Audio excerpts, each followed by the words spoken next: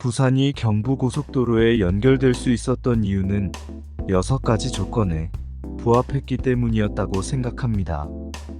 시작하기에 앞서 저에게 힘이 되는 구독과 좋아요, 알람 설정 부탁드립니다.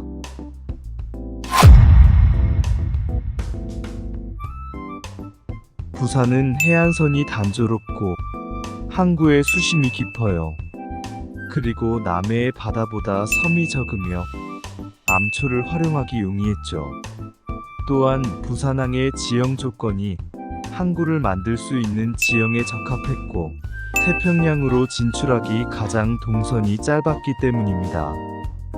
이러한 조건을 모두 만족한 부산은 대한민국에서 가장 국제무역을 하기 좋은 항구였습니다. 지도에서 해안선을 한번 비교해 보세요.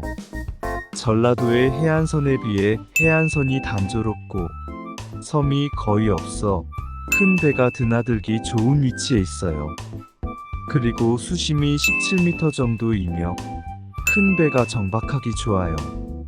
지도에서 보면 바다의 색깔이 서해나 남해보다 짙고 푸른색을 띠고 있음을 한눈에 확인할 수 있네요.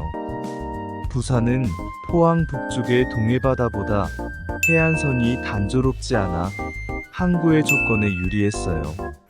좀 전에 해안선이 단조로워서 남해보다 좋은 조건이라고 했는데 해안선이 단조롭지 않아 좋다니 무슨 말하나 싶으시죠?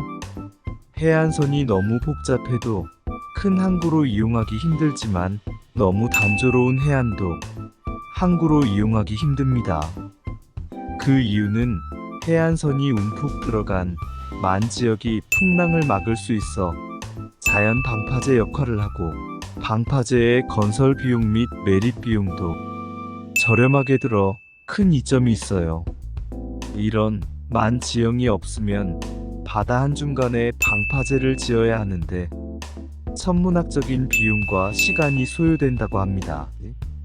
지도를 보면 더 쉽게 이해가 될 겁니다. 지금 보고 있는 지도는 같은 축적으로 동해에 있는 각 항을 비교한 사진입니다. 강원도에는 속초와 동해에 항이 있는데 부산항과 비교하면 그 규모가 현저히 작습니다. 또한 해안선이 단조롭기 때문에 자연 방파제 역할을 할 수가 없어요. 반면 부산항의 모양은 어떻습니까? 규모도 크고 완벽한 T자 모양으로 지형이 아주 유리하게 모양을 갖추고 있죠. 우리나라에서 제일 큰 영일만은 사실 수출항이 아니죠. 여기는 포스코가 거의 대부분의 항을 차지하고 있어요. 신항이 있지만 지형이 단순하여 큰 규모로 항을 만들기에는 비용이 아주 많이 필요합니다. 울산 또한 울산항이 있지만 규모나 크기를 부산에 비교하면 너무나도 초라한 크기입니다. 반면 부산은 남구, 영도구, 서구의 지형이 자연적 방파제 역할을 수행하도록 위치해 있어요. 지도를 보면 부산항을 주위로 영도, 남구, 중구, 서구가 감싸고 있으며 만의 모양은 완벽한 T자 모양입니다.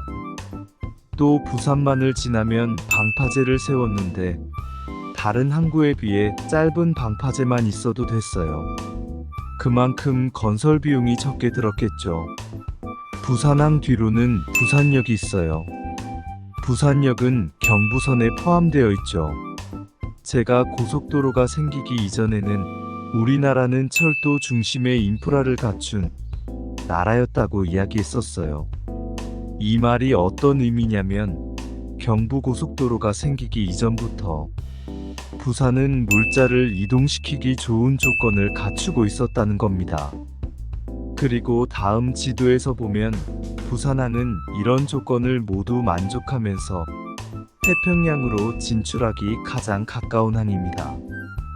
부산에서 일본, 대만, 태평양, 유럽으로 나가기 가장 좋은 위치에 있는 것이죠.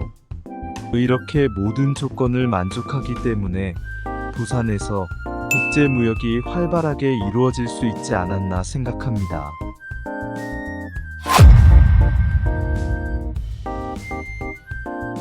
그럼 현재 부산항은 어떤 모습을 하고 있을까요? 부산항은 현재 세계 3위 컨테이너 항만이며 세계 7위 항만 컨테이너 처리 실적을 유지하고 있답니다. 상하이, 싱가폴, 닝보, 저우산, 선전, 광저우, 칭다오, 다음으로 7위가 부산이네요. 23년 처리 실적이 전년 대비 0.9% 상승해서 2231만 피트를 처리하고 있네요. 부산의 지리적 여건은 태평양과 유라시아 대륙을 잇는 관문 역할을 하고 있다고 합니다. 조수간만의 차가 적고 세계 3대 간선항로에 접해 있어 천혜의 항만 여건을 갖추고 있다고 설명되어 있네요. 이 지도는 실시간으로 이동하는 배들을 보여주는 것인데 부산 주변으로 큰 배들이 많이 지나고 있어요. 큰 빨간색이 큰 배를 표시한 건데 하나를 눌러보니 석유를 운반하는 유조선들이네요. 그리고 우리나라의 해운망 연결 지수가 미국보다 더 짙은 푸른색을 띠고 있어요. 중국과 같은 색을 보여주고 있는데 그만큼 세계적인 해운망 지리적 입지를 보여주고 있다고 생각합니다. 그리고 주요 전기 항로별 물동량 또한 결코 적은 수준이 아니네요. 그리고 지구온난화로 인해 북극의 얼음이 녹기 시작해 북극 항로를 이용할 수 있다고 하는데 2030년이 되면 연중 운항이 가능할 것으로 전망한다고 합니다. 그 중심에 부산이 있고 부산과 네덜란드, 로테르담을 연결하면 기존의 수에즈 운하 항로보다 2주나 항해 기간을 단축시킬 수 있다고 합니다.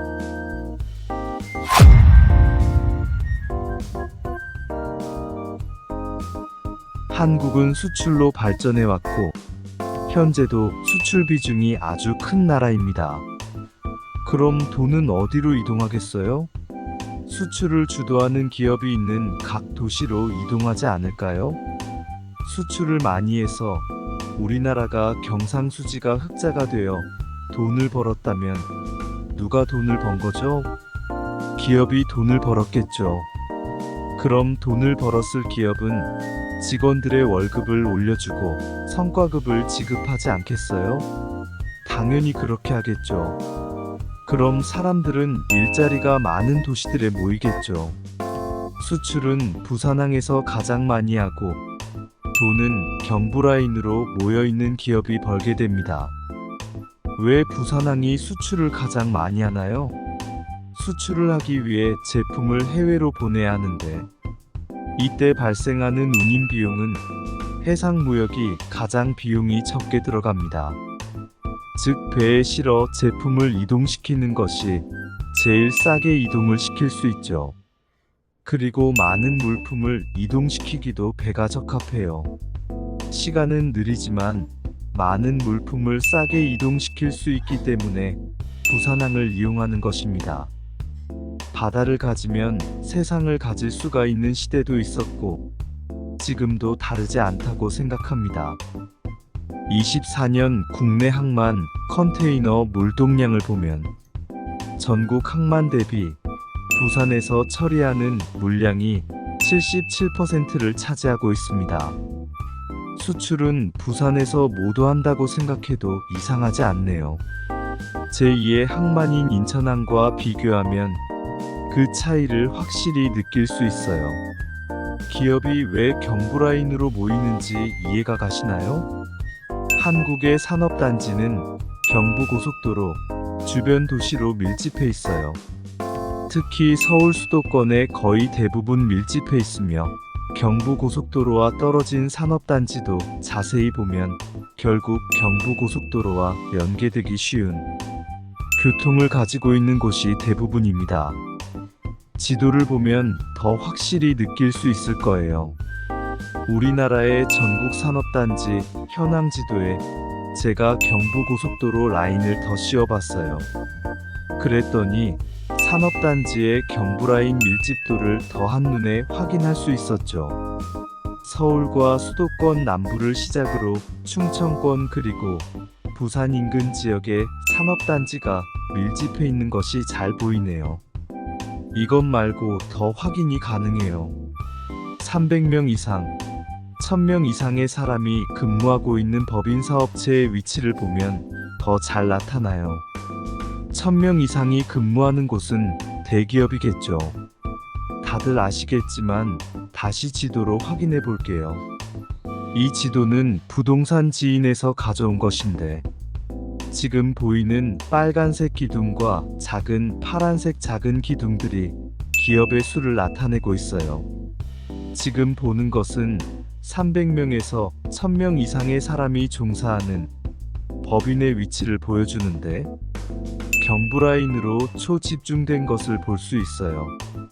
그 이외에는 드문드문 위치하고 있지만 거의 대부분의 기업은 경부고속도로 라인으로 밀집해 있어요. 또 이 지도는 300명에서 1000명, 그리고 1000명 이상의 직원이 종사하는 법인사업체의 개수를 나타내는 지도입니다. 경부고속도로 라인인 서울, 경기, 충청, 경남, 부산이 압도적으로 많은 기업이 분포하고 있어요. 특히 서울, 경기도가 눈에 띄는 분포를 보이고 있어요. 누군가는 서울 경기도의 밀집 현상이 문제라고 이야기하지만 이 문제는 조선시대 왕도 수도에 밀집되는 국민들로 고민이 많았다는 기록도 있다고 합니다. 조선시대에는 왜 수도권에 사람들이 많이 모였겠어요? 궁궐이 있는 수도에는 요즘 말하는 공무원, 옛날 말로 벼슬을 하는 일자리가 많았기 때문입니다. 조선시대에도 그랬는데 지금은 어떻겠어요? 마지막으로 경부고속도로 주변으로 택지 개발지구 개발이 아주 많았어요. 일기 신도시인 분당을 시작으로 경부고속도로 주변으로 성남, 수원, 용인, 오산시에까지 많은 신도시가 만들어지고 사람들이 모였어요. 사람들만 여기 택지지구로 가서 살았을까요? 아니겠죠. 사람들도 먹고 살려면 일자리가 필요하기 때문에 일자리가 있는 이곳으로 모여 살지 않았을까요? 결국 일자리가 풍부한 지역으로 사람들이 모여들었고 그 도시는 풍부한 자원과 수요로 발전했습니다. 계속해서 발전하는 도시의 부동산은 어떻게 될까요? 내용이 유익하고 도움이 되었다면 구독하기, 좋아요, 알람 설정해주세요.